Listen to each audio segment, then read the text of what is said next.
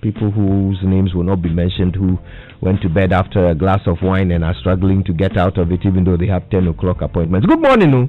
I haven't mentioned your name. Oh, now I'm curious. Are you? Okay. If you tell me, I'll bring you your tie. Hey, that is almost worth it. Almost. Anyone won't bring the tie, forget.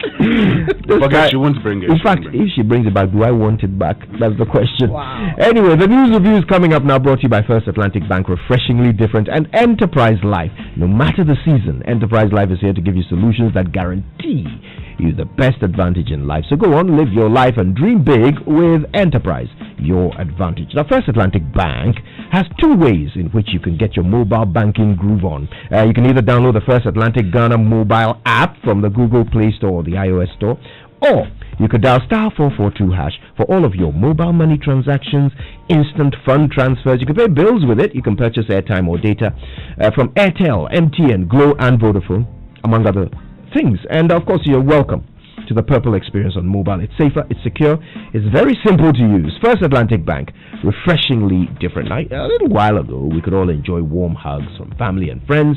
We could attend parties. We could hang out with friends at our favorite pub and even watch a game of football live at the stadium. But now, we're in the new normal. We wear face masks, we use sanitizers, we keep our distance, even in trotros. But no matter the season, you can be sure that Enterprise Life is here for you. They give you solutions that guarantee you the best advantage in life. So go on and live your life and dream big with Enterprise. Download the Enterprise Advantage app today from the Play Store or the App Store to sign up for a customized policy or access your statement and more. You can also talk to a life planner or your insurance broker today. Enterprise, your advantage. Anyone staring at me quietly? Yeah, because when you talked about warm hugs, I was just thinking about how long it's been since I've hugged people. I mean, apart from a specific set, obviously my kids and stuff, you realize that the number of people that you actually hug and hold has greatly reduced. Like, we would come to work in the morning and kind of, hug each other, more, but we stopped doing all of that. The number of counseling services have reduced. I know, right? Since our ball-trained counselor hasn't ball-trained counselor. Samuel Dame. We used to call Sammy the Minister of Power because of Chikarent. Anyway. But you're so right. I actually noticed the other day somebody, not accidentally, but let's say unconsciously touched my hand the other day. And of course I had to immediately go and sanitize. But it just struck me that I haven't had that sensation in months.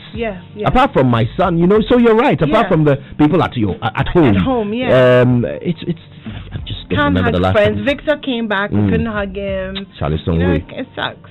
Yeah, but Victor, why do you want to hug Victor? Let's move on. So Winston is really excited about our conversation today. Yeah. He wants to tell us why. Political the fact people. The fact that the youth organizers of the two main political parties or major political parties are joining us this morning. Yes, and we're having a conversation on which of these two parties have the best policies for the youth. Well, MPP said they've put out 60, right? 60. They said it's actually out of 100. They put out 60, and they dared the NDC, who's national youth organizer George Opayado, joins us. Yes. This morning. George, how nice to see you. Nice meeting you too. It's our pleasure to have you. Thank you so much for making the time to be with us on the news review. We're expecting Nana Boache from the MPP to also join us at some point. But George is here early, so we're going to reel him in to join us on the news review. Shall we start with the headlines? Yes, I'm going to start with the Ghanaian Times this morning. Increase in mobile money fraud. Swindlers targets financial institutions. The Bank of Ghana raises alarm. Arrest prosecutes persons flouting COVID-19 protocols. 4 teacher unions demand closure of schools. And Bernard Mona faces Supreme Court on July the 21st. On the back page, the Vice President says governments to digitize rent control operations and address rent advance. Oh, I wish this could happen before Monday. COVID-19 National Trust Fund gives items to 7 health facilities in 3 regions. That's it for the Ghanaian Times. For the Business Finder, we have control borrowing and expenditure, even as we fight COVID-19. Express cautions government. Baumia for the Daily Guide. No show at Mona contempt hearing. ZEP hints rent digitization. and Baumia changes. Rice, sugar, butter, politics is zongos. All right, so the Daily Graphic says government releases 70 million to schools, money for academic interventions, practical and technical examinations. Police delegation in Yendi over divisional commanders expulsion. You know, they asked him to leave. Back page, CSIR Copia inaugurate rice and tomato experimental farms, and businessman supports 10,000 households in Northeast. The Daily say, Liverpool beats Arsenal again. No, what happened? Arsenal beat Liverpool. And so last night when I woke up, explains why Anil Sabute was awake at 4 when I woke up, morning. I saw lots of messages on my phone. I don't know why you even do this, Churchill. This is the second time you've been wrong. Let's move on. Let's go back to the headline. On the front page of the Daily Statesman, stay off guarantor contracts business. EC warns against illegal action in voters' registration. Akufo-Addo's COVID-19 fight can't be trivialized. That's according to Sami Ewuku. And that's it really for the Daily Statesman. Well, so the Chronicle has Proverbs 12 verse 22. Hear ye the word of the Lord. Lying lips are an abomination to the Lord, but those who act faithfully are his delight. Amen. And the headline. After donating 10,000 Ghana cedis for funeral, Ghana Health Service rejects police report on death of boy after yellow fever vaccination. So there's this boy who went for yellow fever vaccination and died after that. The autopsy report indicated that it was yellow anaphylactic shock. Anaphylactic shock. Yeah. So he had an allergic reaction. And a yellow fever vaccination. So the Ghana Health Service decided to compensate their family. The family requested for service of a lawyer. They met the lawyer. They agreed on 250,000 Ghana cedis compensation. So the Ghana Health Service then gave 10,000 cedis for the organization of the funeral. After that, they didn't pay the 250,000, only for the Director General to say there was no such agreement, and that the decision to give 10,000 was just being kind to the family. And that's why the Chronicle has this story on the front page. Wow. But also on the front page, voter registration guarantee on sale, and Mahama claim on Alawa is a contradiction, and brouhaha over GBC channels. Back page, party to snub Arsenal and sign new £135,000 per week deal that will see him double his wages. And Drogba's bid to become Ivorian football boss receives further setback, and Lampard urges Chelsea to focus as top 4 heats up, and Rashford to receive University of Manchester honorary doctorate. So who did Arsenal beat last night? Liverpool. Oh, Daniel Dazi, good morning. I hope you are well wherever you are. This is and why, of course, my favorite lawyer as well, because it's his team, Liverpool. So sorry about that. Who's your favorite lawyer? So on the front page of the Business and Financial Times, closure of schools must be informed by medical evidence. She probably has more than one favorite lawyer, so she doesn't want them to realize that she's talking about the other. COVID-19 fight faces danger as NHIA is still indebted to local drug manufacturers. Legal wars. June inflation declines marginally ahead of policy rate decision. Professor Kwate says still no room for a cut. And on the back page, CEO Network donates to COVID-19 Trust Fund for the second time. And IT Consortium has been granted a license for enhanced payment service. That's it for the Business and Financial Times. So that's my last paper. Well, so the New Crusading guy says, arrest, prosecute COVID-19 protocol breakers, as according to the Ghana Bar Association. And we're suffering. Road contractors weep over non-payment of debt. And also Deputy Information Minister in trouble as the Ekuapem North constituency NPP delegates drag her to court to nullify her parliamentary candidature. Right, let's do the online review, and it's brought to you by Zenith Bank in your best interest and Goyle Good Energy. Now, going cashless has never been this convenient or exciting.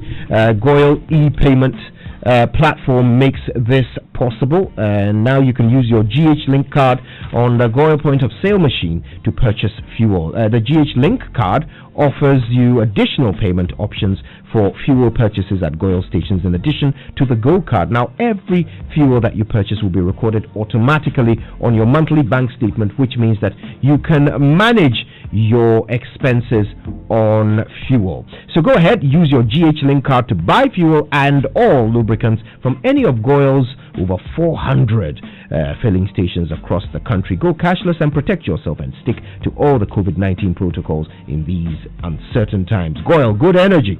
Goyle, Yenarayedia. Today I'm going to focus on myjournalline.com. EC confirms anomalies in figures of Ashanti region registrants submitted to its headquarters, but denies rig plots. 178 new infections take Ghana's COVID-19 tally to 25,430, with 21,511 recoveries. Now, you've noticed that the numbers by which the case count increases daily has come down drastically. Yeah. So we need to check, are we testing less, or is it that the virus is spreading less? We need to find out which it is, because the drop is drastic. Very, very drastic. Yes, we also need to find out how far back these numbers are. Indeed. 6 arrested for hacking software of Universal Bank to steal 46 million cedis. A fascinating story. Some accounts were created. They were going to, swipe some money and send them to these accounts, but they were thwarted and stopped, and now they've been arrested. What a daring bank robbery. GBC cannot reduce channels, according to the Director General. We'll talk about that a bit later on the show. Medical staff at Komfo Anokye Teaching Hospital dies of COVID-19. 170 others test positive. Scary. Mother of Guiraman SHS student blames school authorities for son's demise. This is a boy who died. He's a day school student, but he lives in a hostel nearby, apparently. He died, and his mother blames the school. Okay then. So let's settle in for some details. So Winston is going to do a story, but I read something this morning which was just so there's a baby boy who has been infected with coronavirus in his mother's womb. So this happened in France, and this is the first proven case of COVID-19 being passed from a pregnant woman to her baby in the womb. So he actually developed symptoms a few days after he was born. So his brain was inflamed, and they're saying that this is because of the coronavirus. Both of them are fine. Tests on the baby's blood and fluid extracted from his lungs revealed the COVID-19 infection, but ruled out other viral, bacterial, and fungal infections. It's just interesting how this thing with the coronavirus, it just keeps on. It's like the gift that doesn't stop giving. I mean, you think, exactly, you think something is fine, and then, we found out last week that it's aerosolized now, so, it can stay in the air for a while. And so just having, a face shield is not enough. You need a face mask and a face shield. And then you find out that there are other symptoms that we're discovering, like the itch, which Dr. Elikem Tamaklo expressed that he had, and the fact that now is improving that, there's the itch and there's a sense of smell, then there's the diarrhea. There's always something new happening. Even conjunctivitis is being identified as a symptom of COVID-19. So we're learning new things every day. And apparently it can be transferred through the blood as well. So it's crazy.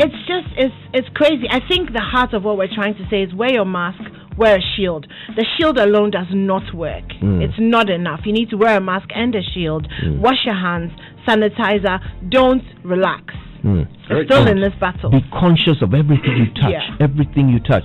Be aware of yourself. This is the thing that we're trying to demonstrate with this conversation about the toll booths. Okay, that there are things we do that we don't realize are easy ways of spreading COVID-19. Now, Churchill, you have some details about. Yes, so you're asking some questions about our case count and how that built up. So this is it. I've been looking at it and I just checked. So if you go to the Ghana Health Service website, you look at COVID-19 new cases. We have 178 new cases. Now, listen to this carefully.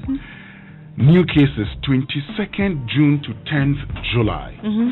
So a total of 178 new cases were reported on July 12, 2020. These are samples that were taken from the period 22nd June to 10th July. Really?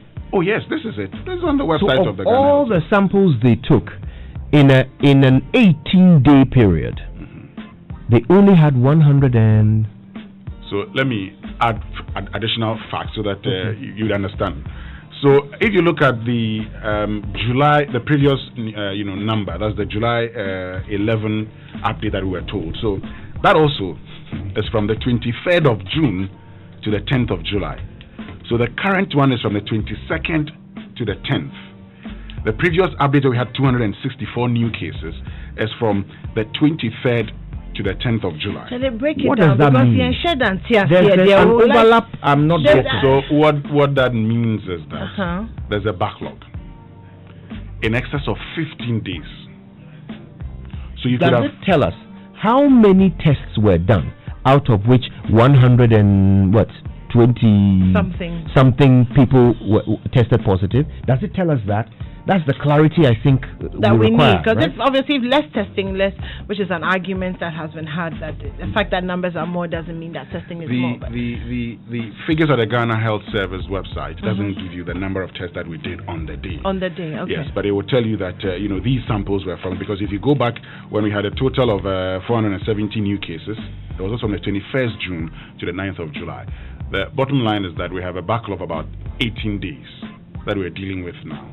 And so that explains why people have tested since the 19th of June, 20th of June, and still do not have their results okay. Because we have a huge backlog that we're dealing with.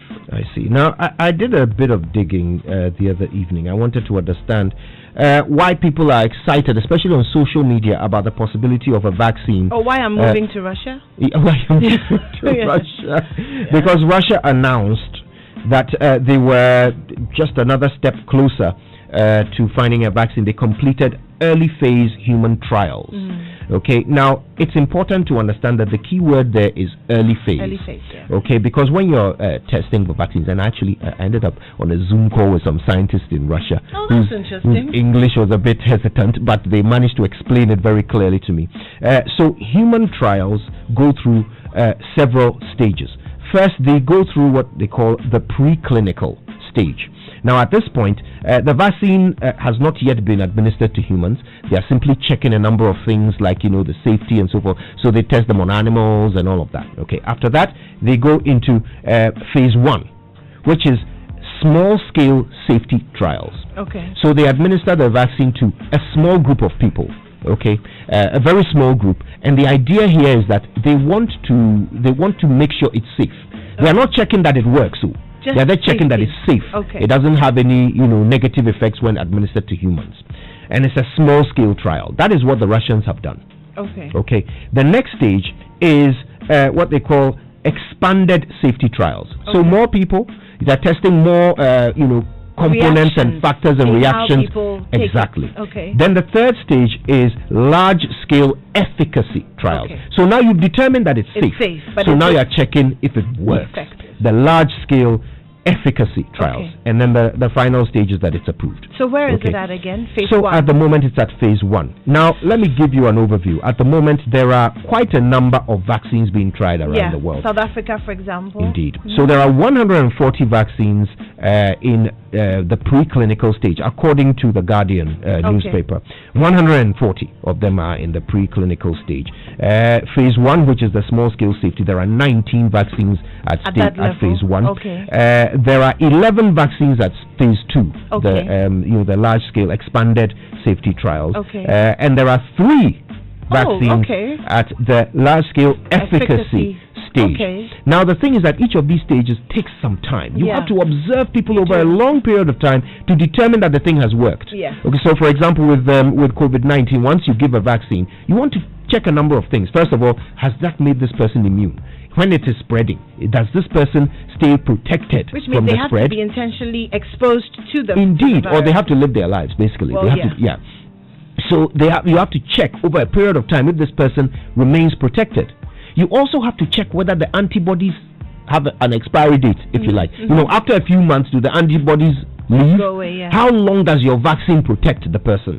And these things take months and months. So any company that comes out in like a month or two and says, oh, we've done it, you have to understand that they've jumped a few steps. And that is not safe. Ultimately, you might end up having a vaccine which maybe it won't kill people, but it won't be effective. And the long-term effects as well. Indeed, that's the other issue as well. At the moment, the United States has a company that is also testing vaccines, and they feel like they have promising results. Okay, they're still somewhere along the way, but they feel like their results are promising because so far they've administered 2 doses to their test subjects, and the worst that happened was that a few subjects experienced a few symptoms of fever.